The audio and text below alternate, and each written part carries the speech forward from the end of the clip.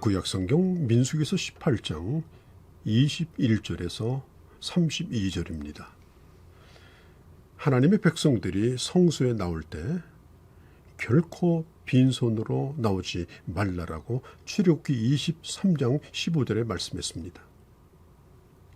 그래서 이스라엘 백성들은 예배를 위해서 모일 때마다 하나님 앞에 물질을 드렸고 또 그 물질이 모여졌습니다.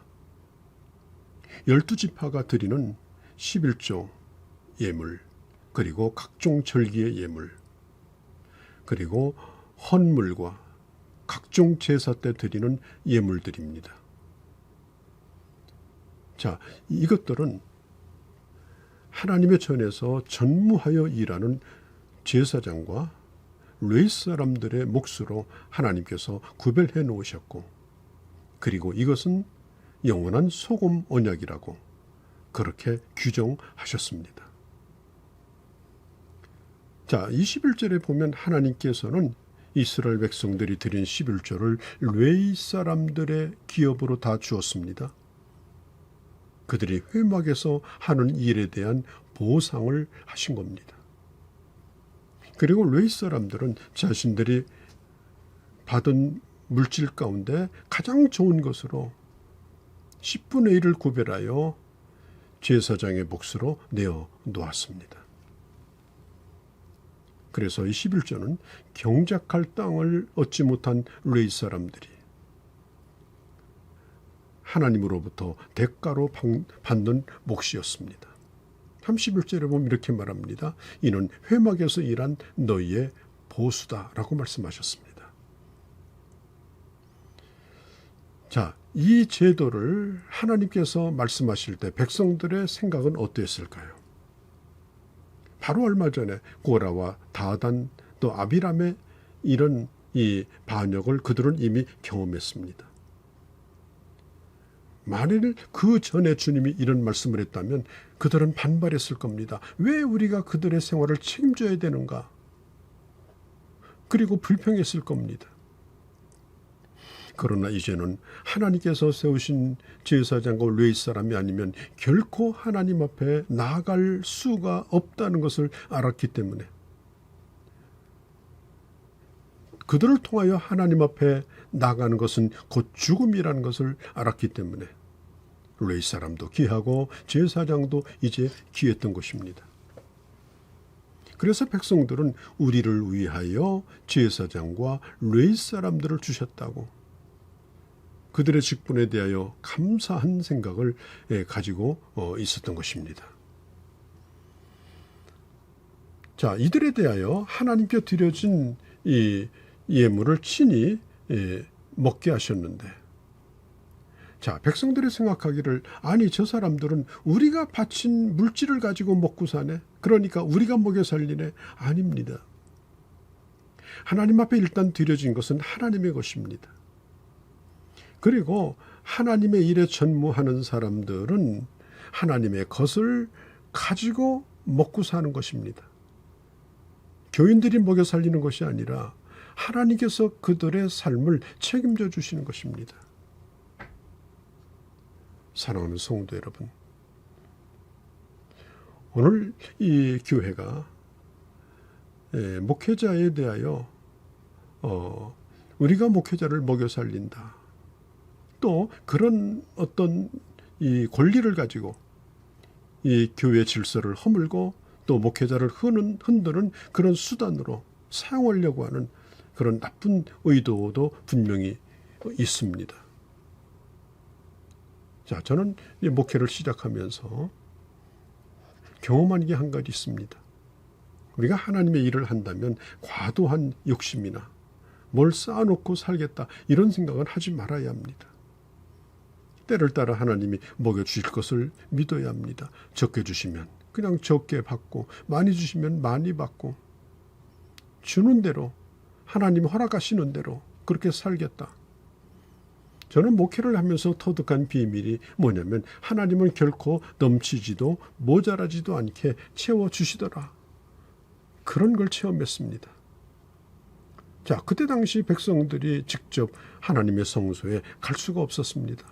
함부로 가면 죽습니다.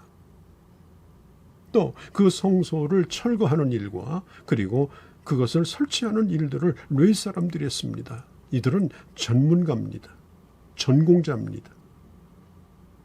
그것을 인정해야 합니다. 자, 21절에 회막에서 하는 일을 감난이, 이 감난이라는 말이 뭡니까? 그만한 대가를 지불을 해준다는 것입니다. 정당한 대가를 받을 수 있도록 하셨는데 그것이 바로 백성들이 하나님 앞에 드린 11조였던 것입니다.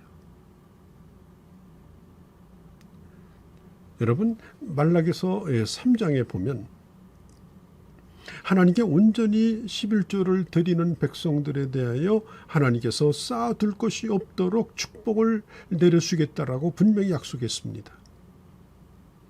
또 그렇게 한다면 하나님의 일에 전무하는 이 레위 사람이나 제사장들도 결코 부족함이 없이 하나님의 일을 더 잘할 수 있을 것입니다. 자, 성도 10명이 11조를 제대로 하면 사역자 한 사람을 먹여 살립니다. 50명이면 5명을 먹여 살립니다. 100명이면 10명을 먹여 살립니다. 온 성도들이 11조를 제대로 하면 충분히 일꾼들도 세울 수 있습니다. 충분히 연약한 교회도 도울 수가 있습니다. 사람을 세우고 교회를 세울 수 있습니다. 그래서 온 성도가 11조를 하는 것은 목회자의 삶뿐 아니라 하나님의 교회가 제대로 세워지는 데 있어서 매우 중요한 것입니다. 그러면 이 레위 사람들은 그래도 주의할 것이 있습니다. 그들이 이스라엘에게서 받은 이 11조의 11조를 하나님 앞에 드릴 때 그것은 제사장 몫이죠. 제일 좋은 걸로 구별하라는 겁니다. 레위 사람들은 백성들로부터 받은 11조 가운데 11조를 떼는데 가장 좋은 것으로 떼어서 제사장 몫으로 내어 놓으라고 하는 것입니다. 여러분, 모든 그리스도인이 온전한 11조를 한다면 하나님의 약속대로 하나님께서 그 개인도 복을 주시고 그 교회도 복되게 하실 것이고 또 하나님의 일은 큰 힘을 얻게 될 것입니다. 어떤 분은 11조에 대하여 이렇게 얘기하죠. 그건 율법이다. 그러나 그렇지 않습니다. 율법이 생기기 이전에 아브라함이 멜기세덱에게 자신이 얻은 전리품의 10분의 1을 창세기 14장에 보면 바쳤죠.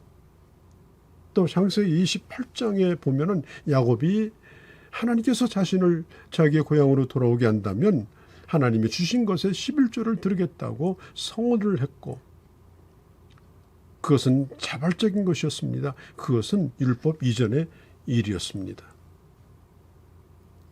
그리고 그 후에 우리 주님께서 마태복음 23장 23절에 예수께서 바리새인들의 외식을 꾸짖으면서 이렇게 말씀합니다.